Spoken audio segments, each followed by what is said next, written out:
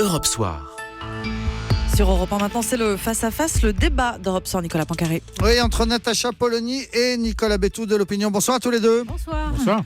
Et bon anniversaire Maastricht, puisque le traité a 25 ans et toutes ses dents. Natacha Polony, il faut le rappeler, ce traité, c'est celui qui a créé l'euro. Exactement. Alors, toutes ces dents, c'est peut-être justement ce qu'il faudrait voir. Parce que le problème, c'est la discrétion absolument frappante aujourd'hui sur cet anniversaire. Discrétion qui n'est pas étonnante, parce que le bilan est quand même pas très, très brillant. C'est en fait la destruction par l'Union européenne du rêve européen. C'est l'enfermement des peuples dans un système qui s'est peu à peu détaché de tout contrôle démocratique. Alors, pour comprendre comment s'est imposé une espèce de fédéralisme furtif par le biais de la Cour de justice européenne, en fait, il y a deux textes fondamentaux qui nous racontent comment on en est arrivé aujourd'hui à l'état de l'Europe telle qu'elle est et à l'état des économies européennes aussi. Le premier texte, c'est le discours de Philippe Séguin à l'Assemblée nationale le 5 mai 1992. Il essaye de convaincre les députés de ne pas voter, de ne pas ratifier ce traité. Et il leur dit qu'aucune assemblée ne peut déléguer un pouvoir qu'elle n'exerce qu'au nom du peuple. C'est la question de la souveraineté. Ce que le peuple a fait, seul le peuple peut le défaire. Et il explique que 1992, c'est l'enterrement de 1789. Ça, c'est le premier point, la souveraineté. Le deuxième point, c'est les implications économiques de ce traité. Et là, je vous citerai un autre texte.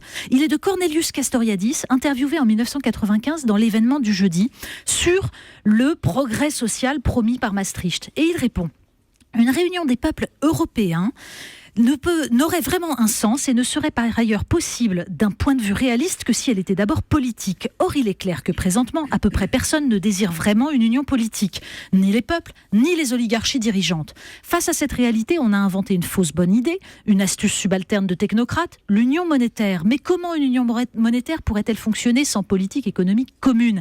Et qui pourrait imposer une politique économique commune, sinon une autorité politique ? En fait, ce qui est en train de se passer en catimini, nous dit Cornelius Castoriadis. La volonté allemande d'hégémonie économique et politique à long terme fraye graduellement son chemin, et il poursuit par ceci très important. L'Europe est en fait une zone marque depuis 1980 et cet état se consolide avec les dispositions de Maastricht. Monsieur Trichet se vante de l'indépendance de la Banque de France qui n'ose pas se moucher sans regarder la Bundesbank, et celle-ci suit avec constance une politique orientée uniquement vers la stabilité de la valeur de la monnaie, brièvement parlant une politique déflationniste. Or, si un capitalisme peut marcher avec une inflation zéro, il ne peut le faire qu'en produisant du chômage. Ça, c'était en 1995. On voit qu'aujourd'hui, on y est. Chômage de masse, politique déflationniste et arrimage de toute la politique économique à la volonté de la Bundesbank. Nicolas Bétou, vous venez d'entendre Natacha Polony avec un ton un peu solennel. En gros, elle nous dit Maastricht, c'était la perte de notre souveraineté, c'était la cata. Oui, et elle cite deux textes qui sont des textes intelligents, intéressants. Moi, je vais citer deux textes qui sont des textes qui ont été ratifiés par des autorités politiques et par des peuples et qui ont, de ce point de vue, une légitimité que personne ne pourra contester. Ce premier texte, c'est le traité de Maastricht, signé le 7 février 1992, et ensuite un référendum gagné, c'est le seul référendum depuis un quart de siècle gagné sur l'Europe, le 20 septembre 92, 51,04% des Français se prononcent pour le traité de Maastricht en connaissance de cause, et depuis, ils ont accepté, soit directement, soit au travers de leurs représentants, de leurs mandants, un traité d'Amsterdam, de Nice, de Lisbonne. Il y a eu un accroc grave avec le référendum sur la Constitution en 2005, et je le regrette profondément. Mais pour le reste, dire que ce texte, que cette Europe n'a pas la légitimité que ses pères fondateurs lui ont prévu, à mon avis, c'est faux. Dire que l'Europe a bien fonctionné, c'est l'imposition d'un traité. Je vais essayer de trahir le résultat d'un référendum. Je vais essayer de poursuivre. Dire que l'Europe a bien fonctionné pour autant, évidemment non. Mais dire qu'elle fonctionnerait mieux que les pays fonctionneraient mieux s'ils étaient séparés plutôt qu'ils sont unis comme ils le sont aujourd'hui, me paraît une vue de l'esprit. Ce qui est étrange, c'est que vous prêtez à l'Europe, elle a plein de dysfonctionnements, mais en matière de contre-performance ou de non-performance, vous prêtez à l'Europe les défauts qu'a la France. Mais pardon, mais... Il n'y a pas que la France qui va mal. Non, il n'y a pas que la France qui va mal. Enfin, il y a beaucoup de pays autour de nous et en Europe qui vont bien. Prenons un indicateur. Les pays arrimés à l'économie allemande. Mais non, pas du tout. Pas du tout. On va prendre un exemple. Écoutez, on va prendre un exemple aujourd'hui. Aujourd'hui, c'est l'actualité. La France vient de connaître une très mauvaise performance en matière de commerce extérieur. 50 milliards d'euros de déficit, avec une quasi-stagnation de son commerce extérieur à l'intérieur de l'Europe. Alors, l'Allemagne, je cite l'Allemagne, je sais que ça va vous faire bondir, c'est horrible. L'Allemagne a 280 milliards d'euros d'excédent et l'Allemagne est devenue le premier pays exportateur devant la Chine.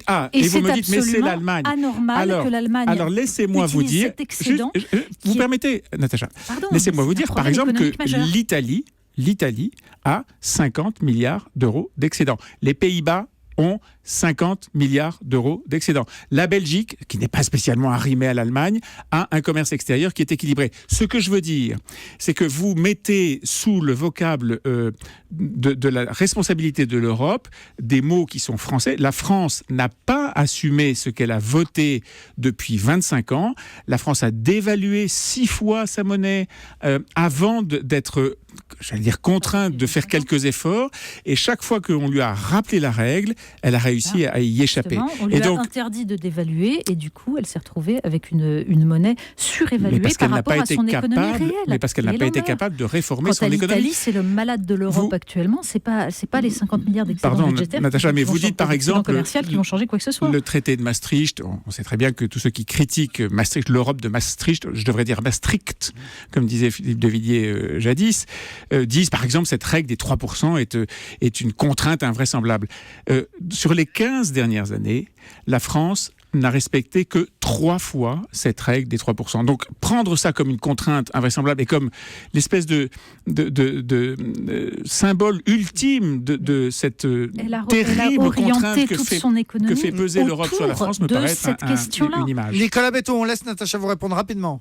La France a orienté toute son économie autour de l'idée qu'il fallait tendre vers le respect de cette règle et qu'il fallait surtout accepter de renier sur le droit du travail, pour s'aligner sur la politique qui était dictée par Bruxelles, par des critères qui étaient ceux qui convenaient à d'autres économies. C'est-à-dire que ce qu'on voit depuis Maastricht en 25 ans, ce qui était une zone économique qui n'était pas homogène, est devenu de plus en plus hétérogène. Et aujourd'hui, au sein des pays européens, quand l'un des pays gagne, c'est au détriment de l'autre. Par exemple, les progrès que vient de faire l'Espagne, là, se sont faits à 75% contre l'Italie. C'est-à-dire qu'il y a une guerre au sein de l'Europe qui est en train de la détruire de l'intérieur. Merci, est-ce que je peux juste faire un pari ? Dans 25 ans, quand nous débattrons pour le 50e anniversaire, l'Europe sera plus forte et l'euro sera toujours là. Rendez-vous dans 25 ans, Nicolas Bétou et Natacha Polony.